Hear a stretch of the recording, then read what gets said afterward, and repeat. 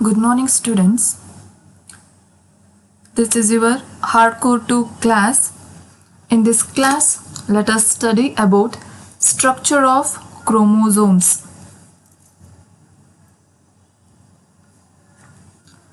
So, chromosomes are self-reproducing thread-like structures packaged with DNA, and these are located inside the nucleus.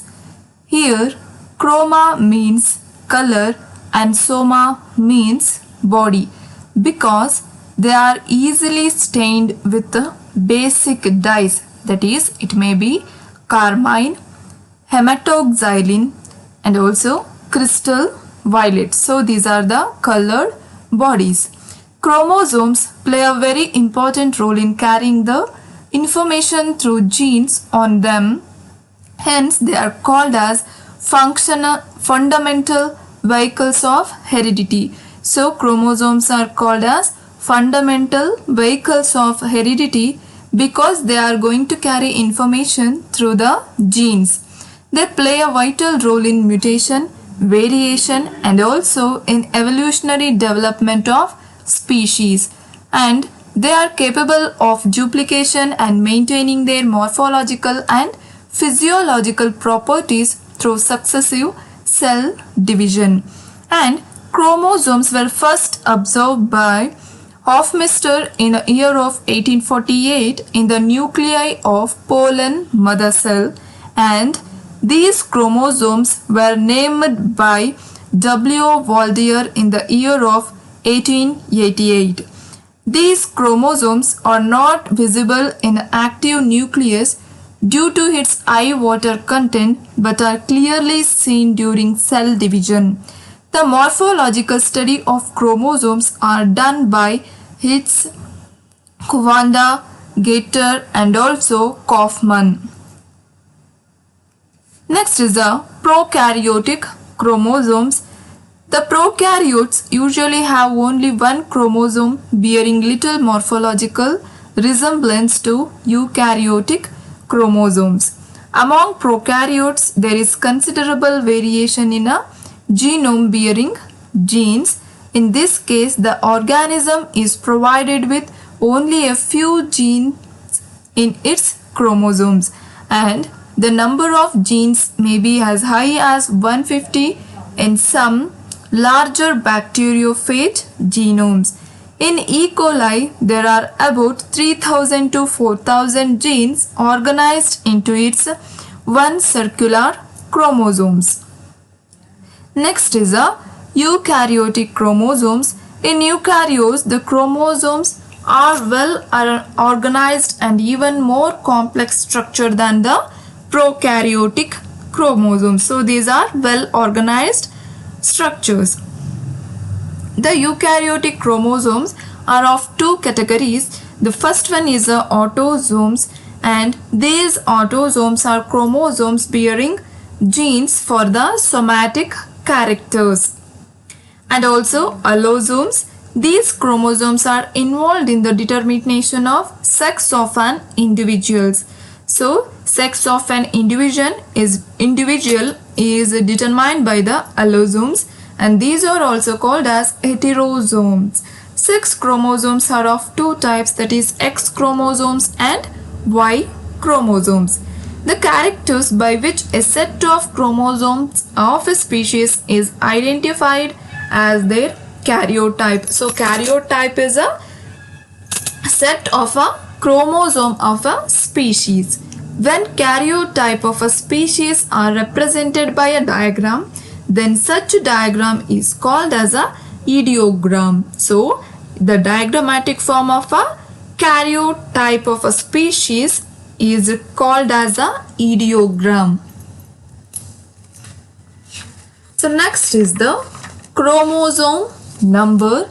So the number of chromosome is constant for a particular species, and the number or a set of chromosomes of a genetic cell such as sperms and ova is known as a gametic, reduced, or haploid sets of a chromosomes. The haploid set of chromosome is also known as the genome, represented by small n. The somatic or body cells of most organisms contain two haploid set of genomes and are known as a diploid cells. So if the organism contains two haploid sets of genomes, then it is called as a diploid cells, which is represented by 2n. Sometimes a cell may contain more than two sets of a chromosome. This number is called as a polyploidy. So if there is more than two sets of chromosome, we call it as a polyploidy. The organisms with lowest number of chromosomes is the nematode, that is Ascaris megalocephalus. Only two chromosomes in the somatic cells, that is 2n is equal to 2, and the germ cells n is equal to 1, and maximum number of chromosomes can be seen in Radiolarian protozoan, where n is equal to 800 and 2n is equal to 1600. Among plants, Haplopappus gracilic is a composite member. It consists of 2n number of 4 to 2n is equal to 1200 in some of the pteridophytes. However, 2n number of tobacco is 48, cattle is 60, and also garden pea is 44, and a fruit fly is 8. Next is the size. The size of chromosome is normally measured at mitotic metaphase and may be as short as 0.25 micrometer in fungi and birds, or as long as 30 micrometer in some plants such as Trillium. So the size of chromosomes, it may be vary based on the species. The size of chromosomes ranges from 0.1 to 30 micron diameter, varies from 0.2 to 2 micron. All the chromosomes of a species may be of similar size, that is symmetric karyotype, and asymmetric karyotype refers to the chromosomes of different sizes. In case of a human beings, the approximate length of the chromosome is 4 to 6 micrometer, and a salivary gland chromosome measures nearly about 2 mm length. As a result of their large size, they are called as a gained chromosomes. So due to the large size, the salivary gland chromosomes are called as a gained chromosomes. Generally, plant chromosomes are bigger than the animal chromosomes. Next is the shape. The shape of chromosomes is changeable from phase to phase in the continuous process of cell growth and cell division. So in the cell division, you are going to observe the different shape of chromosomes. Each chromosome contains a very clear zone, and it is known as a centromere or kinetochore along their length. So this is the centromere. The centromere divides the chromosomes into two parts. Each part is known as a chromosome arm. So this is the chromosome arm, consists of two chromosome arm. The position of centromere varies from chromosome to chromosome, and it provides different shape to the chromosomes. On this basis, chromosomes are classified into 4 types. That is, first one is the telocentric. The rod-like chromosomes, the centromere is located at the end of the chromosome. Such chromosomes are rare, and it exists normally in certain species of protozoa. So, if the chromosome is of a rod-like shape, then it is called as telocentric, and here the centromere always located at end of the chromosome. So this is telocentric.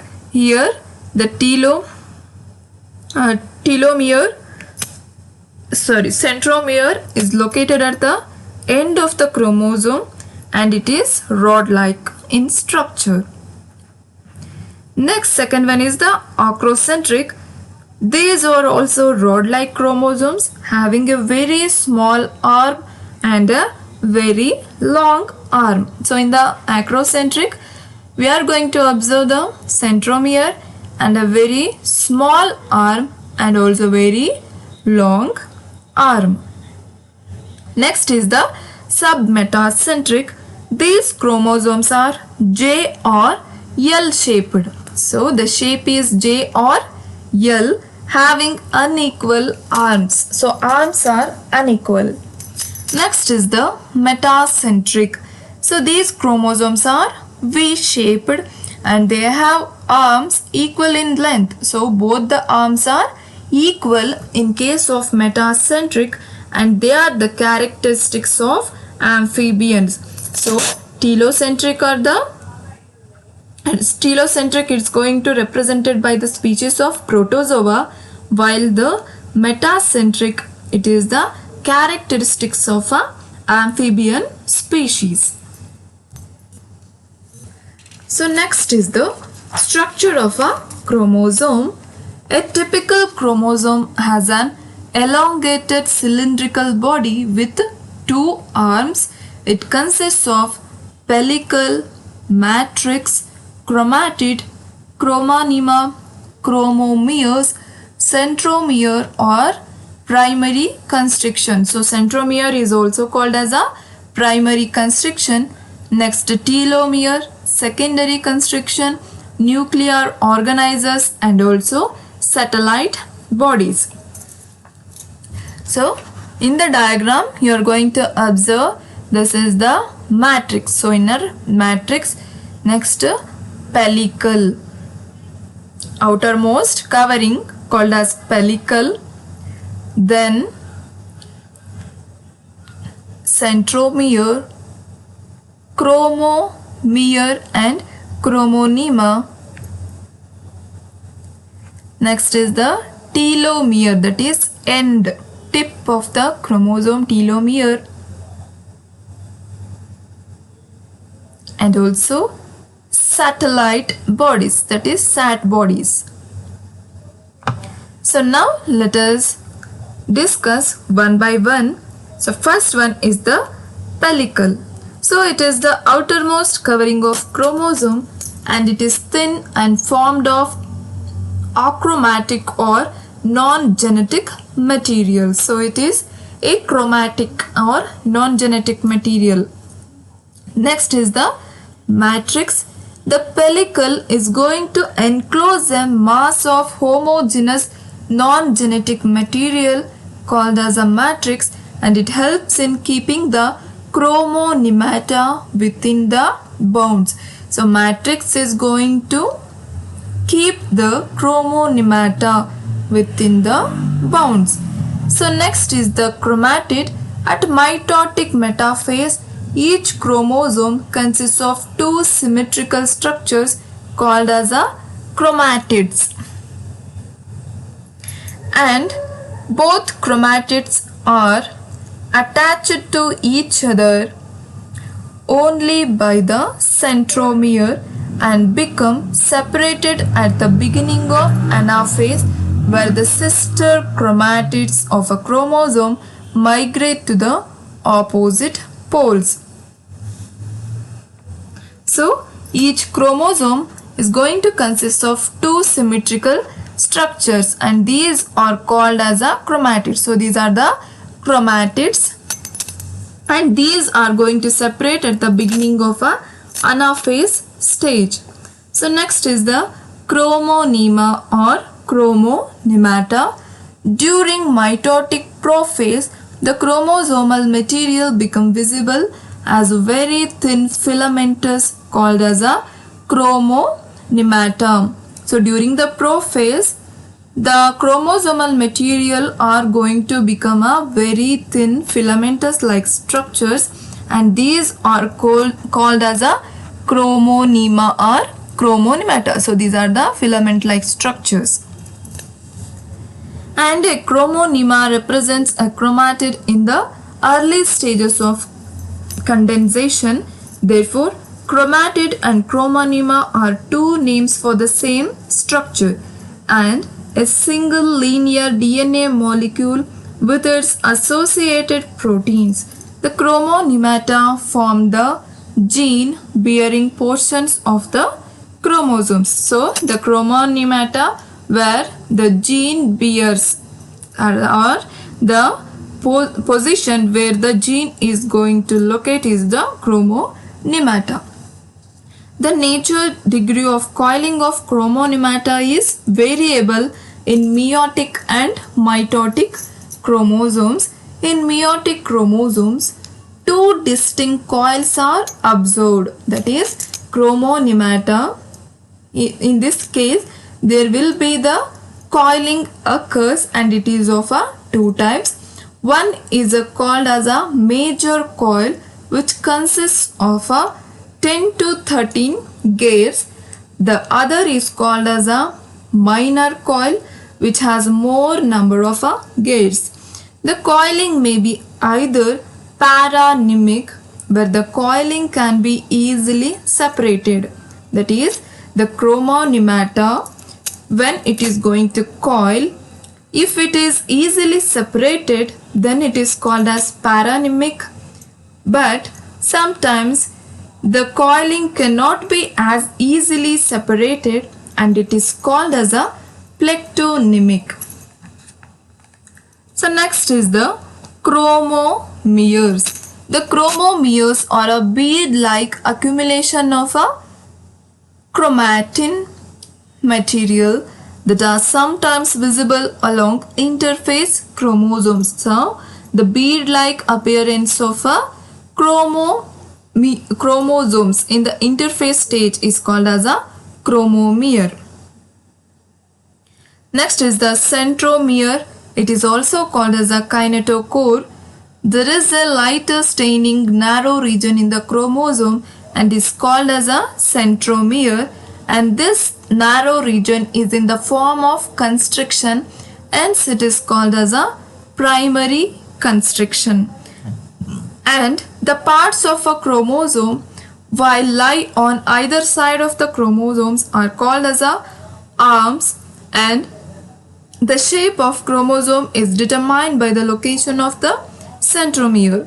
The centromere has a 5 zones, namely an inner zone, 2 middle zone and a outer zone. So centromere is going to have a 5 zones, that is a single inner zone, 2 middle zone and 2 outer zone.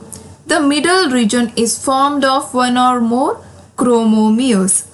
The centromere has a functions, that is the spindle fibers are attached to the centromeres. So during the cell division there will be the formation of spindle fibers, and these spindle fibers are going to attach to the centromere, and it helps in the formation of a spindle fiber, and also it gives shape to the chromosomes. So these are some of the functions of the centromere. So next is the telomere, that is tip of the chromosomes. The tip of chromosome are called as a telomere, and each telomere has a polarity and it prevents the ends of chromosome from attaching to each other. So this telomere is going to help that it is going to prevent the attaching of other chromosomes, and a broken or fractured chromosome will not attach to the telomere unless the telomere is also fractured.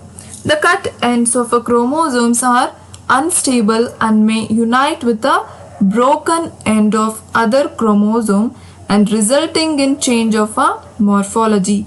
Thus, telomeres maintain the individual integrity of each chromosome. That is, it is going to prevent the attaching of ends with the other chromosomes. Next is the secondary constriction. The chromosome bodies the chromosomes having the primary constriction or the centromere possess secondary constriction at any point of the chromosome. Constant in their position and extent, these constrictions are useful in identifying particular chromosomes in a set. Secondary constrictions can be distinguished from primary constriction or centromere because chromosome bends only at the position of centromere during the anaphase. And next is the nucleolar organizers. So these areas are certain secondary constriction that contain the genes coding for 5.8s, 18s and also 28s ribosomal RNA, and that induce the formation of nucleoli.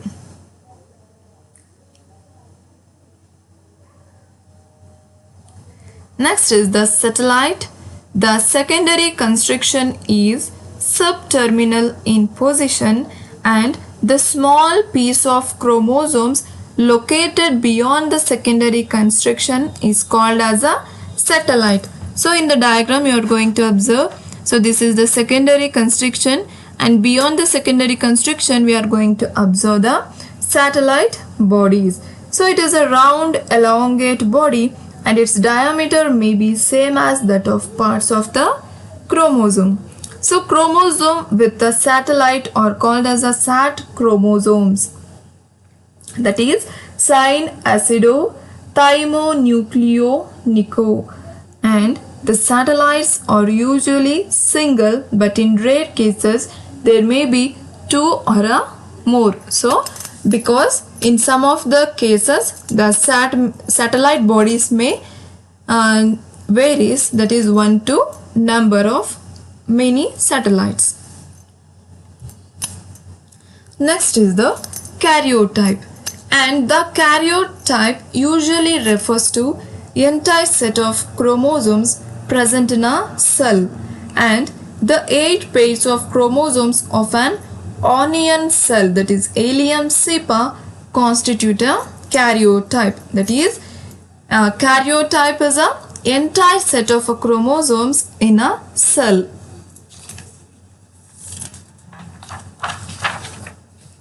And the karyotype can be studied by photographing the metaphase chromosomes. So in the diagram we are going to observe the entire set of chromosomes in a Pinus, and also entire set of chromosomes in a Ginkgo biloba species. And the photograph showing the chromosomes of a cell is called as a ideogram or karyogram. Next is uses of karyotype. The number of chromosomes in a set, and relative length, arm ratio, and position of secondary constriction, and nuclear organizer and satellite. So this karyotypes helps to